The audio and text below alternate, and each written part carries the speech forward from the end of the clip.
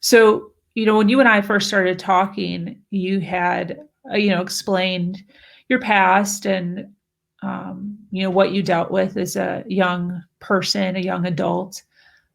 And as you've grown and as you've created your own family, the traits that you grew up with, you decided not to pull forward into your future family. Um, how did you do that? Do you think that that is a trait or a something that individuals can do? Yeah, I do, because I didn't have a professional that was teaching me how to do it, right? I did it on my own. So it's in us to know. And you're going to listen to podcasts, you're going to read a book, you're going to do whatever. That's what's going to help you. For me, my oldest daughter was 2. My mom was extremely physically abusive to my siblings and I. My sister was 8 years older, so she married as soon as she could, I think, and got kind of away from that. And my brother got put into a separate foster care. So that's how we knew who was getting it the worst, right? When my brother was home, it was him. But if all the kids were taken out of the home and it was just me, then it was going to be me. And when my daughter was 2, I had went out the night before. And so the next morning, I'm still kind of tired and probably hungover. And it's like 12 o'clock and it's her nap time. She's, little. And I want her to take this nap because mommy needs a nap. Mm-hmm. And I found myself being so angry that she wouldn't stay laying down that I was spanking her hard because I was mad. So I wasn't spanking her with like, I want to teach you to stay away from a car. It was, I'm angry and I'm taking it out on you. And I can remember it clear as day, just stopping. Like, what am I doing? And I don't know what gave me the thought, but for me, I pictured a stop sign. Every time I would get to that point, I would just do a stop sign. And I would not allow myself to spank her. And I know people have different ideas about spanking. I'm not saying it's a horrible thing. I'm saying that if you think about the fact that you're physically harming someone, right, to show them to not do something, that just seems kind of messed up. Like, I will hurt you if you don't do what I want you to do. That's fear. That's not showing respect or consequence or anything. And so I had to do it. I know it took me at least a year of having to picture those stop signs before it became more of a natural thing, so that I wasn't hitting her in the same ways that my mom was doing to me and my siblings. And I'll also share that I've really tried to lead with love with my girls, and because it's so I felt so damaged by what I didn't get from my mom. I felt like I wasn't loved. I feel like she never loved me. And I'm not saying that's true. She may have in her own way. I'm saying based on what I got from her, that's how I ended up feeling. And so I didn't want that for my kids, but I've realized, that I lacked a lot of the skills that I needed. Mm-hmm. And so then my kids didn't necessarily always get what they needed. They got love. They have a lot of hugs and all of those things, but just the healthy relationship. They deserved a mom and dad that was solid, right? But because I wasn't choosing that, then they also didn't get it. And they also ended up with fathers that didn't want anything to do with them later on, really kind of abandoned them. Yeah. They suffered from that because of a choice that I made. And I'm not saying I should beat myself up forever. I'm saying what I lacked and was unable to pass on to them. Now as I learn it, I have to share with them so they can reach out to a counselor, somebody else that can help them fill that, so that cycle stops in their life. So that, and when I've said this, when we moved away from our family, we started our own family tree. We want a healthy family tree. There's no more abuse, sexual abuse, physical abuse. There's none of that. We're done with that. Mm-hmm. And so it's our job for the next generations, right, to make it as healthy as we can, and to understand that there's so many things I didn't even know I didn't know. Yeah. Yeah. You didn't have it, so it never occurred to you that you would need it.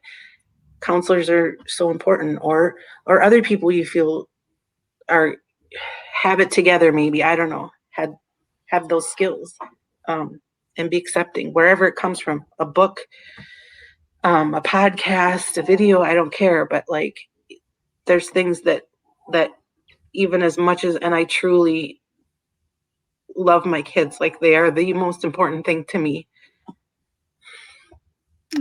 I couldn't, like, that's the only important thing to me, really. Just I love them so much, and I want them to know how much I love them. And so I really trying hard not to mess things up, and learning that sometimes you unintentionally do, and learning to be open to it not being that I'm a bad person, it just being things I don't know yet. And then sharing that with my own girls. And you know what, I'm blessed. I have children that when I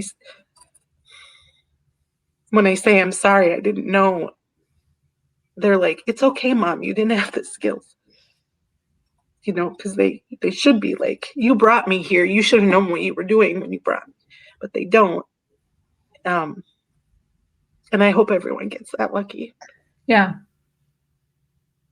Yeah, and I think, a lot of us as parents are trying to do it better than our parents did.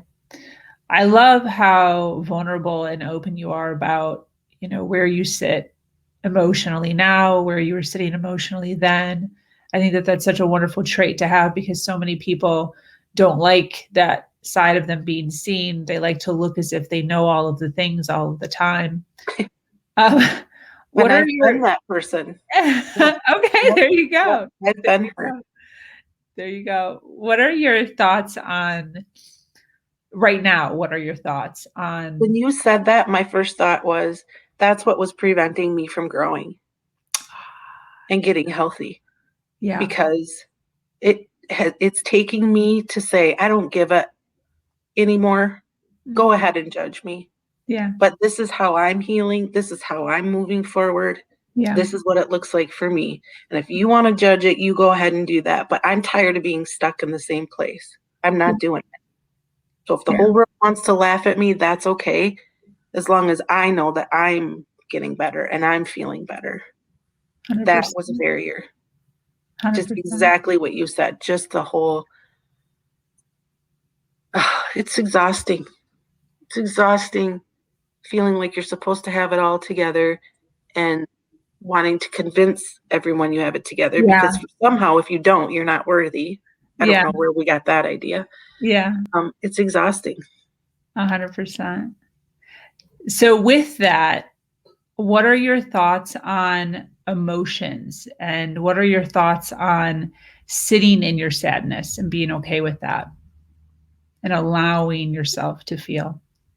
I think it's part of the process. I think you need to learn to lean into the pain a little bit and allow it, because that's part of the process.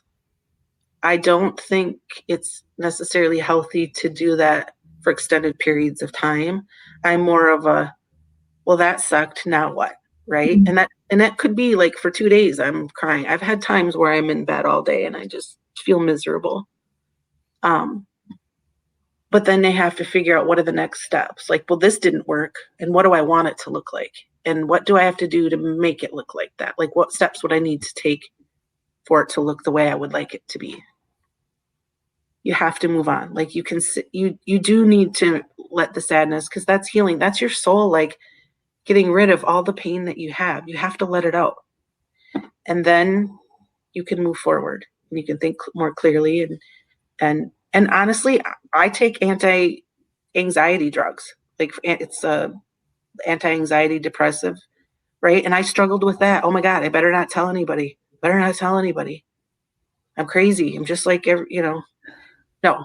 Guess what? Probably 90% of the population is on something, and the rest of them are smoking weed. And so it is, right? So, and if you're one of the lucky ones that doesn't need it, that's fantastic. Like, really happy for you. Yeah. But the rest of us need it. We live in a really fast-paced world, and our brains and our bodies aren't moving quite as fast as the rest of the world. Yeah. And the expectations and all the the media, what they put on people to be, and men even, like, you better be this strong, sturdy, don't you cry because you're a wimp if you cry. Yeah. And somehow you should financially be so stable that you could provide for your wife and your children anything that they want. I mean, it's just, yeah. Sorry, I'm ranting again, but uh, yes, I think it's good to like feel that sadness and feel it and allow yourself to feel the anger and remind yourself that no matter how you're feeling, it's not wrong. That's how you actually feel in the moment. And maybe after some processing and dealing with things, you'll feel differently. But, you know, if that's how you feel, that's how you feel. It's okay. 100%. I agree with you. This was so full of so much emotion. I appreciate you being here so much. Thank you. Thanks for I think this was as good for me as it was for anyone else. I said this is part of me stepping out of my comfort zone. At the Have end you of the day, I truly love people, and want to help. And so I think the old Jody, younger, more brave Jody would have done this. So this is that. How do you feel? um, I feel happy. I do. I just feel it was that part of like I said, I wasn't growing if I wasn't doing things right. And so we've done this. We've spent some time together. I think I'm with a like-minded person, a kind person, and I've made a relationship that I didn't have. So I've benefited from that. And I haven't necessarily told my children all of my story of my life, and it's something that I'm working up to. But this is a step to that. Is someday being able to write it down so that they do know what it really was like, and mostly because I don't want them to ever go there or allow anyone to Yeah. be there with them. Yeah. And this is part of that step. And I appreciate you letting me have the platform for my journey so that just because you're letting me heal. You're letting me move forward and grow. Thank you. So really, I think you just did me the favor. So thank you. You're so sweet. You're gonna make me cry. So you said a couple times while we were talking that people can email me or email you. Do you mind giving us your email so I can put it on the banner here? Yep, it's my name, Jody L. Anderson 4 @gmail. It's four daughters. Okay. Yes. And then what's your middle name? Lynn? Yes. Very nice. Very nice.